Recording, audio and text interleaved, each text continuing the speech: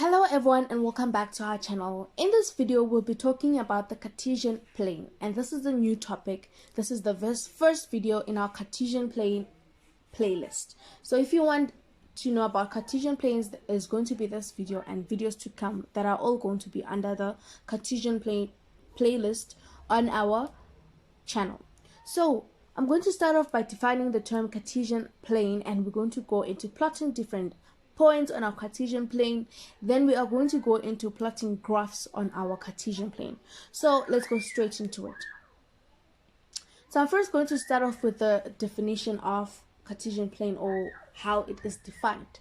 So the Cartesian plane is defined by two perpendicular number lines, and if you recall, or if you have watched my Euclidean geometry playlist videos, you would realize that, or recall that, perpendicular lines are lines that meet. So they meet at this dot here in black, and they meet at a 90-degree angle, so they're quite very straight.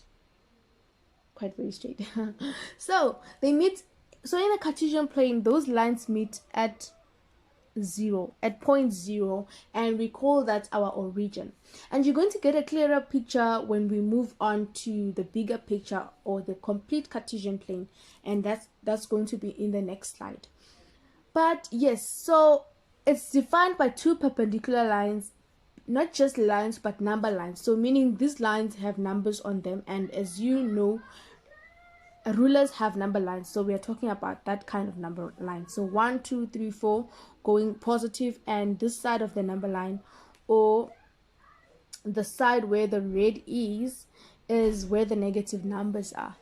So yes, so it has two number lines. One is the x-axis, so the x-axis is the number line that's on the horizontal plane, and then we have the y-axis, which is in green in this case, and it's the number line that's vertical. So there's a horizontal number line and a vertical number line. They meet at perpendicularly at point 0. The Cartesian plane therefore extends infinitely in all directions. So when we say infinitely, meaning looking at our number, or our Cartesian plane, which is the yellow lines in this case, each axis has arrows indicating that it goes on and on, meaning it's infinite. It goes on and never stops. So the numbers, if we are starting at 1 here and we go to 2, we're gonna go to 3 4 5 up to a million, and we keep going, so it does not end. So these arrows indicate that the number line, or the x-axis and the y-axis are infinite. Yes. So a point on the Cartesian plane is represented in terms of its position relative to the origin. So what we mean here is, let's say we have the number line, in this case would be, let's just say back so we can see the bigger picture, which is just the yellow graph. So a point on the Cartesian plane is represented in terms of its position relative to the origin.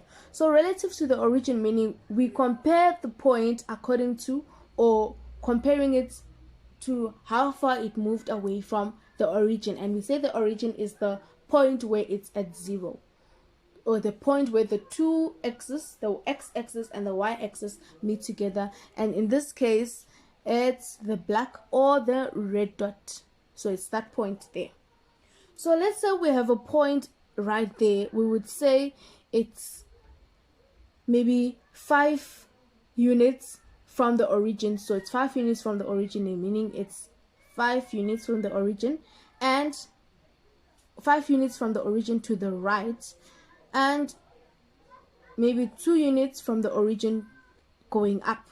So we are comparing this point from the origin. So we are saying from the origin, how did this point go to that side? How did this point end up where it is at the moment? So it moved right how many units, and it moved up how many units, so that we get to this red dot or point in this case.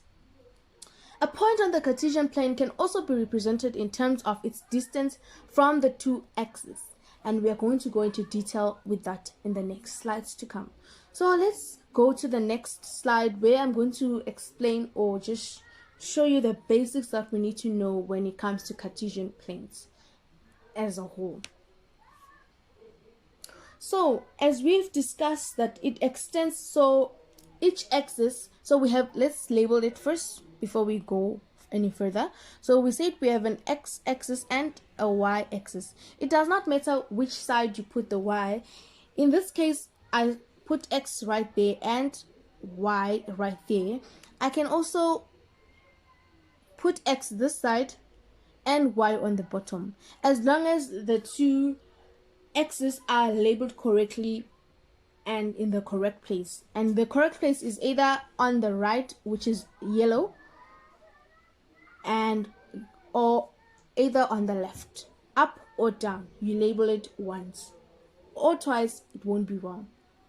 So we said we have the y-axis and the horizontal axis. So let's label those quickly before we move on.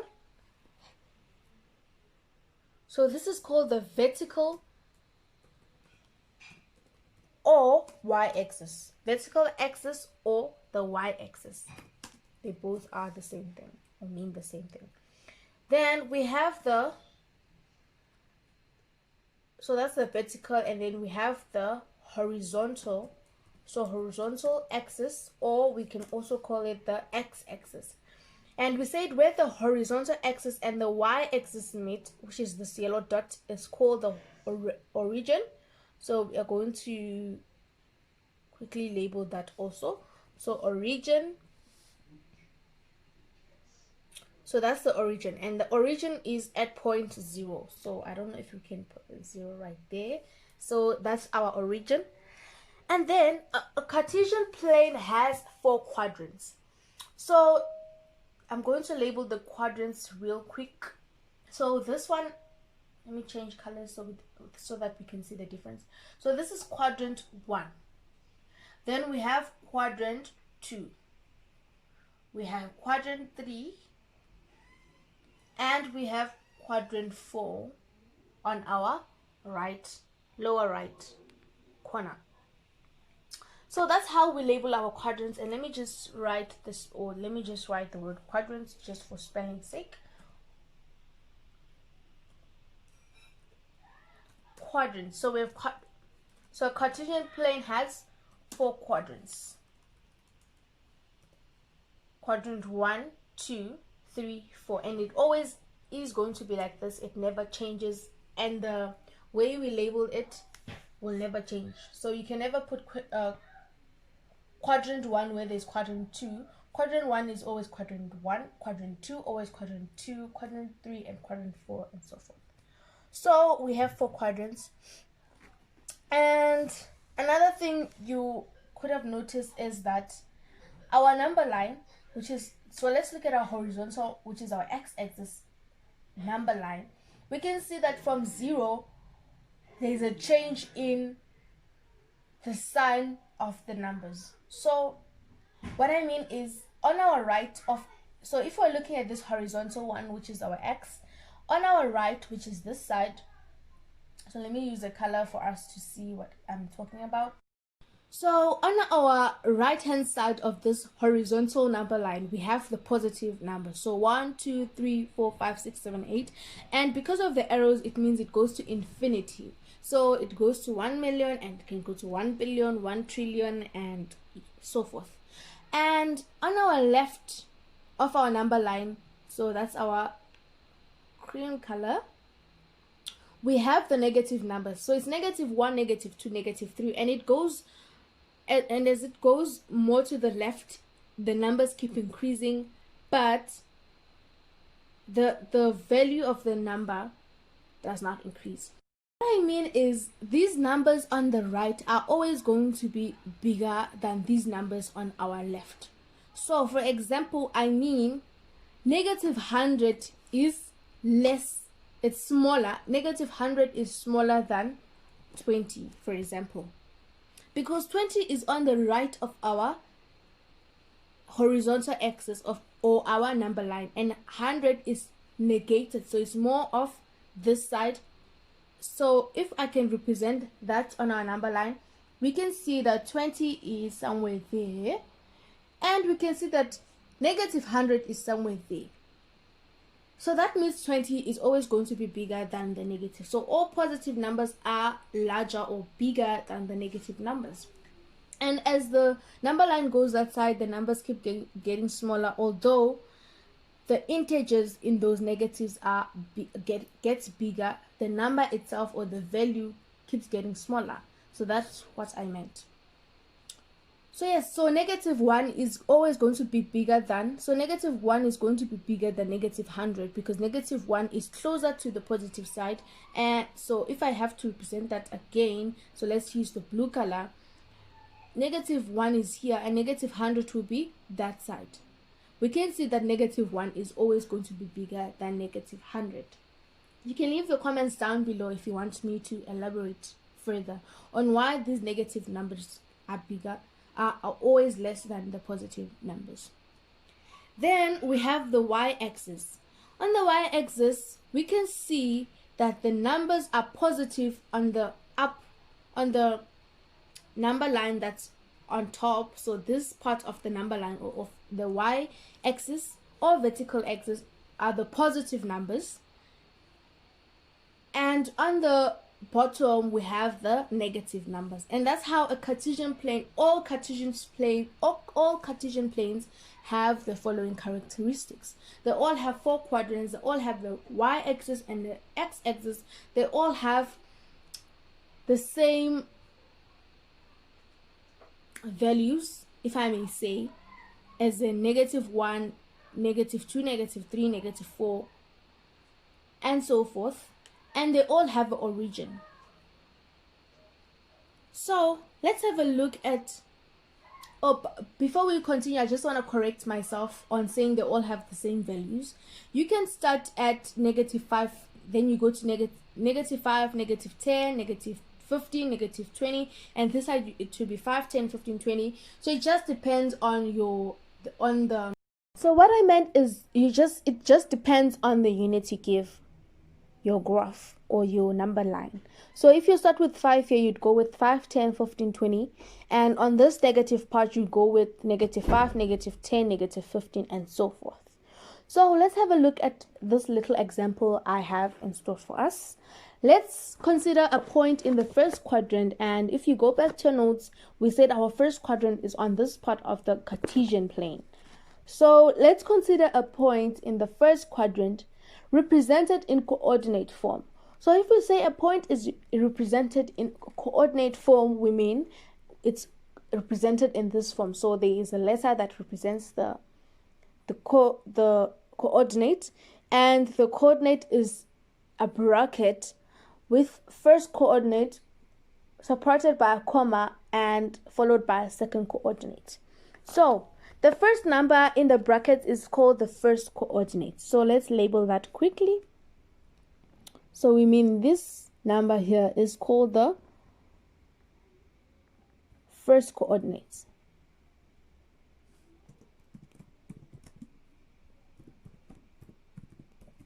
And it's also called the x coordinate. That's always the x coordinate. So x coordinate. And our second number is called the second coordinate, or the y coordinate. And we usually use the term x coordinate and y coordinate. We don't use first coordinate and second coordinate. But in this case, we want to explain the terms, so it's going to be that. So that's the second coordinate, and I'm just going to write y coordinate.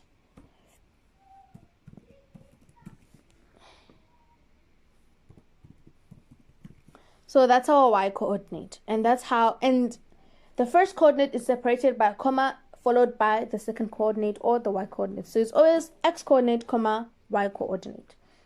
If we consider how the point lies relative to the origin, the number 3 tells us that a point at the origin first moves 3 units to the right. So let's look at this point P, 3, 4. So that's our coordinate. Let's write it down there so that we know what we're talking about. 3 and 4.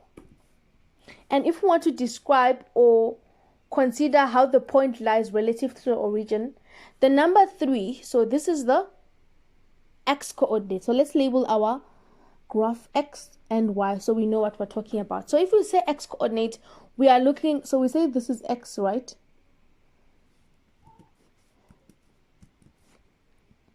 If we are talking about the x coordinate, then we look at the x axis, which is the horizontal axis. So let's just do that so that it's bigger and we can label. So that's our x axis, and we say that's our y coordinate, x coordinate and y coordinate. So the number 3 tells us that a point at the origin first moves 3 units to the right. So looking at this, this is our x and it's 3 and it's positive 3. So from the origin, which is our yellow point, we move 3 times to the right because that's a positive number. 3 is a positive number. So we move 1, 2, 3. So let me just use a straight line for that so that we can see what we're talking about. So we move 1, 2, 3, right? 3 units to the right. Why did we move to the right? Because our 3 is positive and our 3 in this case is also positive. That's why we move 3 units positive on our x-axis, because we're talking about our x coordinate or our first coordinate. And then the number 4 tells us that the point then moves 4 units up. So this 4 right here tells us that the number moves on the y axis or the vertical axis, and from the origin it moves 4 times up because that's a positive 4, so it moves to the positive side of y. So 1, 2, 3 and 4. And if we were to draw a point, then in this case we said it moved, so let's use a blue color to indicate our point. So we said it moves 3 times to the right, right? So it moves 3 times to the right, and that same point moves 4 times up. So it moves 4 times up like that. And so this is our point right there. So that would be our point P. So let's label it P. And let me just explain again what we did. So from the origin, we moved, so I'm going to use green. From the origin, which is the yellow dot, we moved 3 times to the right. Why? Because our x-coordinate, which is the 3, is positive. So we move to the positive side of our x-axis. So 1, 2, 3. Then from that point, we're told that the y is 4. So from this point, we move 4 times up. So it's 1. So that's 1, 2, 3, 4. So our line would go there. So it's 1, 2, 3, 4. So it moves 4 times upwards, and that's why our point is at point P.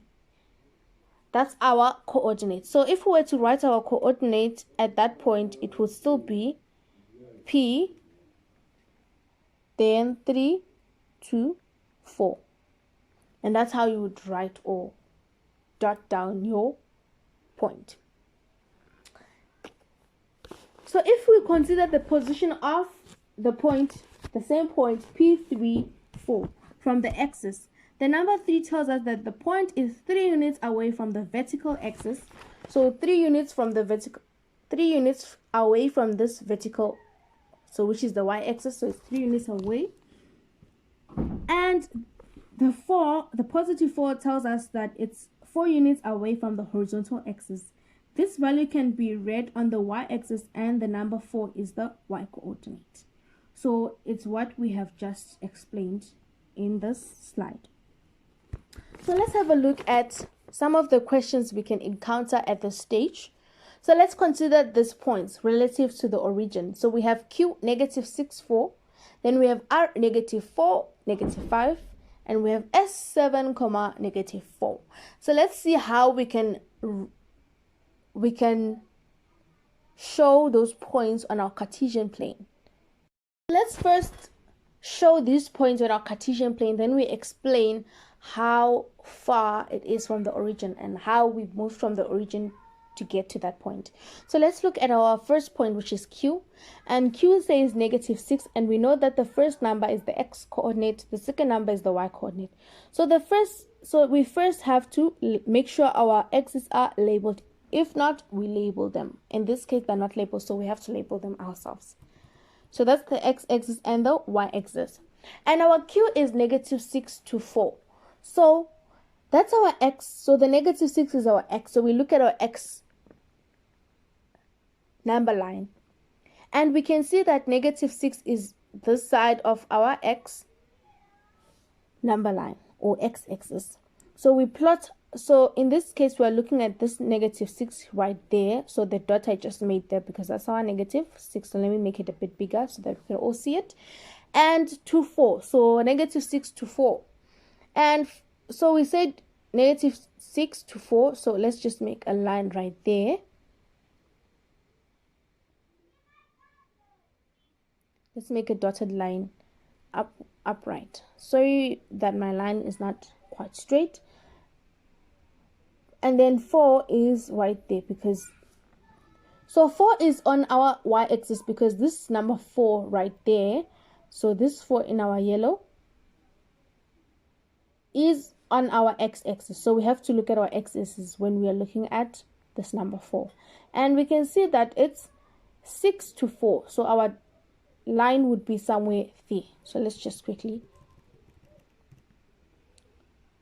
we're going to use red to just indicate that our,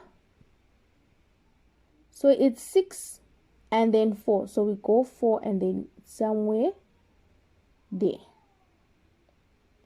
So if we were to describe it, we said from the origin we moved 6 units to the left, which is our negative, and we went to -6, and then we move 4 units up because we have a +4. And then we just label that our Q, because that's our point Q. Let's look at our point R, or coordinate R. We have -4 to -5. We look at -4 because that's this -4 on our x-axis, because we're looking at our x coordinate. So the first number is our x coordinate. So we put a dot right there. Not really a dot, just to indicate that we're looking at this point on our x-axis. And then we have -5, and -5 is on the bottom, so there's -5 right there. And if we were to plot a point, it would be somewhere there, because it's 4 units from the y-axis, and 5 units from the x-axis. So this is how we got to our point. So we looked at our x coordinate, and then we went to our x coordinate. Then our y coordinate tells us to move up or down. So from that x coordinate we move down, because our number for y is -5, and -5 is on the bottom. So we move from -4, we move down to that point there in blue. Now let's look at our last point, which is S, so 7 to -4.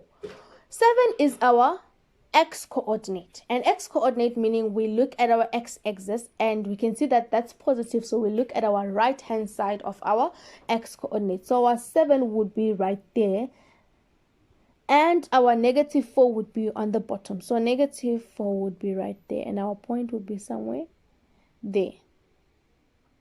And we always have to label or name our point. So in this case it's S, and in that case it was R. So that point was R. And that's how you plot a point, guys. So you first look at your x-axis and you go to that point, because that x-axis tells you to either move left or right. And then the y-axis tells you from that point you are at, you move up or down. So let's have a look at more examples. First, let's look at the summary of what we have discovered so far, and then we look at some questions. So in summary, we refer to x, y as the coordinate. So this form is called the coordinate of the point represented in the Cartesian plane.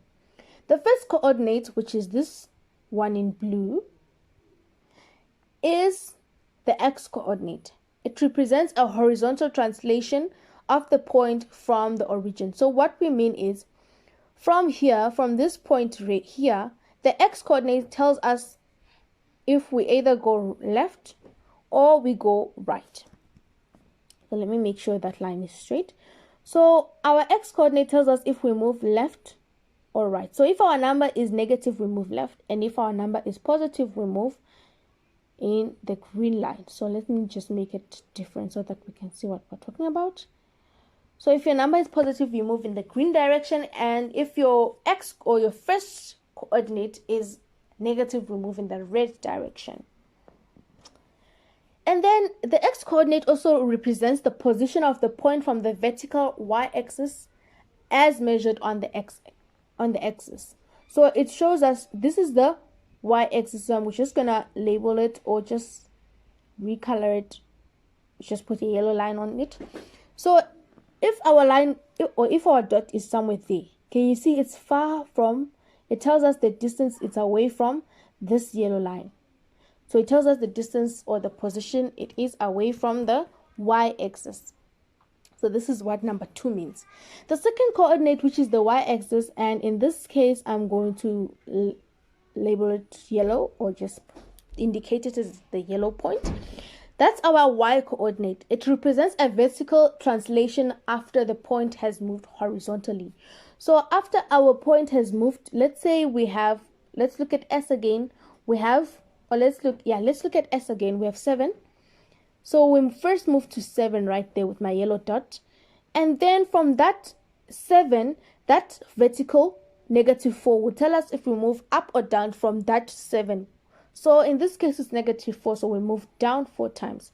And then our point will be there. So that's our S. So that's what number 1 means. And number 2, the position of the point from the horizontal axis as measured on the y-axis. So as you can see, this dot S is far away from, it shows us how far it is from the x-axis. So that distance there. So that's our summary at this point. So let's have a look at questions, more questions, so that we get familiar with the whole concept and how to plot points on our graphs. So for our first question, we have question 1 right there. Plot the following points on the Cartesian plane. We have A, B, F, K, Z, and P. So let's quickly just do the exercise together. So for A, we have 3 to 5. So from our origin here in yellow, we are going to go 3 times to the right because our 3 is positive, and we say this side is our positive y, negative y, and negative x. And always remember, if your graph is not labeled, then you quickly label it. So x and y. So we have 3, and we're going to move 3 times to the right. So 1, 2. So let me just use a hand so that you can see what I'm talking about. So 1, 2, 3. 3 units to the right because that's a positive 3, right? So you quickly write that, or you just quickly represent it with a dot, a small dot. Then from that point, the 3 we are at, we are going to move 5 times upwards because our 5 is a positive. So we are going to move 5 times to the positive side of the y because that's our y coordinate. So we're going to say 1, 2, 3, 4, 5. So our line, our dot is going to be there. So we first move horizontally to the left, then up. Horizontally to the left, then up. So let's quickly indicate that that's our A. So our A will be somewhere there, and always try to make it as precise as possible or as accurate as possible. And then we label that A. Then for our B, we have 6 to -4. And we can see that our 6 is positive, so we're going to put a dot right there to -4. -4 meaning from that 6, we move down 4 times because that's our y coordinate, and it tells us where to go when looking at our vertical, so either up or down. So from this point 6, because our x coordinate is 6, we have 6 right there, and this -4 tells us if we move up or down. So we are going to move down in this case because our 4 is negative, so we're going to move somewhere right there because that's our 4. So our 4 is there, and so we're going to put our dot right there. So that's our x, and we're going to put our dot right there. I'm trying my best to be as accurate as possible, but we are all humans and we make those slight mistakes or those little mistakes. So that's our point B. And then let's have a look at F. F is 6, so tells us that we move 6 times to the right from our origin. So there's 6 right there. So I'm going to put a green dot there, and to 0. And this is 0, right? We say this is 0. So on this whole line, on this whole x-axis, so let me just use this so that we can see where we are. On this whole x-axis, every point on this point, its y-coordinate would be 0. Because there's a 0 here, and that's our y-axis. That's our 0. And this whole, meaning this whole line here, or any dot that is on this line, has a y-coordinate of 0, like f. So that's our point right there on 6. So our point on 6 will be there because it's 6 to 0. So we move 6 times to the right, and we move 0 times to up or down. And if we move 0 times, we don't move at all. So that's why we stay there. We stay on the x-axis. So let's just quickly make a dot, and then we label it F. Then we have K. K is -1 to 2,5, and 2,5 is between 2 and 3 because it's half of 2 and 3. If you say 2 plus 3 divided by 2, you get 2,5. So let's use red to just indicate our K. K is -1, so we're going to move x times, so this times to the negative because it's -1. So you're going to move 1 time to the right, to the left. So that's our point there for our x. And then our y tells us we move 2,5 points upwards because that's a positive. So we move to the positive side of our y, and that's going to be, so 2,5 is somewhere there, right? 2, 3. And the half of 2,5, 2 and 3 is 2,5. So our point is going to be somewhere there. So we first move 1 time to the left. Then from there we move 2,5 upwards. So 2 times, so 1, 2 and a half there. That's our point K. Then we're going to look at Z. Z is 0, 0. And as we've said, our origin is 0, 0. So it's at point 0, 0x and 0y. That's our origin, and so that's our point Z. So let's just label it Z. Then we are going to have a look at P. So our P is 0,5. So 0,5, if you don't know, that's a half. Half positive. So we move half times to the positive. So that's somewhere there. So that's between 0 and 1. And then -half downward. So -half is somewhere there. So our point will be right there. And if you still don't understand, please leave your comments down below so that I can elaborate further. So that's our point P. That's our point P. Let's have a look at our next question. In which quadrant is each of the points from the first question? So looking at this, we just want to say A is in quadrant what? B is in quadrant what? F. So let's just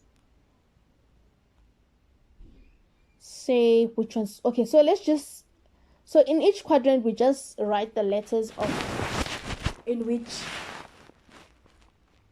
each letter or point lies. So this is quadrant 1, quadrant 2, quadrant 3, and quadrant 4. So let's have a look. We can see that this one is quadrant 1, right? So which points lie in the first quadrant? It's A and F.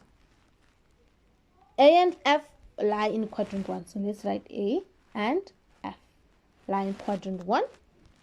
Which points lie in second quadrant? In the second quadrant, only K. So we write K.